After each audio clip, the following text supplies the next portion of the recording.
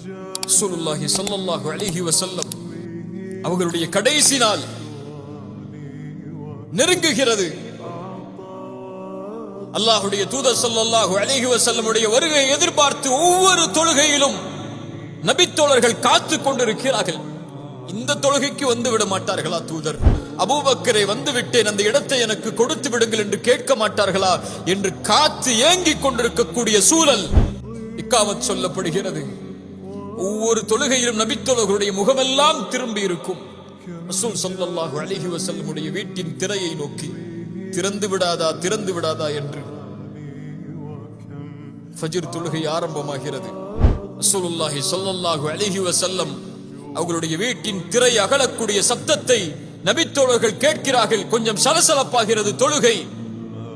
அனஸ் இப்னு மாலிக் ரலியல்லாஹு அன்ஹு அவர்கள் சொல்கிறார்கள், அல்லாஹ்வுடைய தூதர் ஸல்லல்லாஹு அலைஹி வஸல்லம் திரையை அகற்றினார்கள். அகற்றி இந்த சமூகத்தை பார்த்தார்கள். கடைசியாக அல்லாஹ்வுடைய தூதர் ஸல்லல்லாஹு அலைஹி வஸல்லமுடைய பார்வை இந்த முஹம்மது ரசூலின் சமூகத்தை நோக்கி. நபித்தோழர்கள் எல்லாம் தன் கட்டளையை ஏற்று அபூபக்கருடைய தலைமையில் தொழுது கொண்டிருக்கக்கூடிய காட்சியை அல்லாஹ்வுடைய தூதர் பார்க்கிறார்கள். அல்லாஹ்வுடைய தூதர் ஸல்லல்லாஹு அலைஹி வஸல்லம் அந்த காட்சியை பார்த்தவுடன் நோயில் அவதிப்பட்டிருக்கக்கூடிய தூதர் கொஞ்சம் புன்சிரிப்பை சிரிக்கிறார்கள். அந்த புன்சிரிப்பின் காரணம் என்ன தெரியுமா?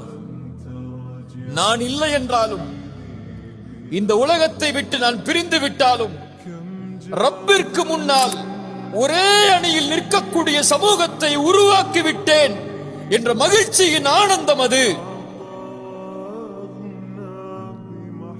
இந்த சமூகத்தை விட்டு அல்லாஹ்வுடைய தூதர் பிரியும் போது ரசூலுடைய உள்ளத்திலே இருந்த மகிழ்வு கூறுகளாக, பிரிவுகளாக, தனித்தனி குழுக்களாக, பகைமையால், வெறுப்பால், சண்டைகளால் பிரிந்து நிற்கக்கூடிய இந்த சமூகத்தை பார்த்தால், இன்று பார்த்தால் இருக்குமா? தொழுகையற்று,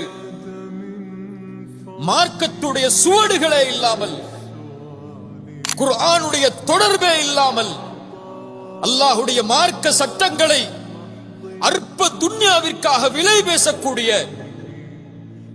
தன் சுயநலத்திற்காக, தன் சொந்த விருப்புகளுக்காக சமூகத்தை கூறு போட்டு பிரித்து நிற்கக்கூடிய இந்த காட்சியை அல்லாஹ்வுடைய தூதர் பார்த்தால் சிரிப்பார்களா?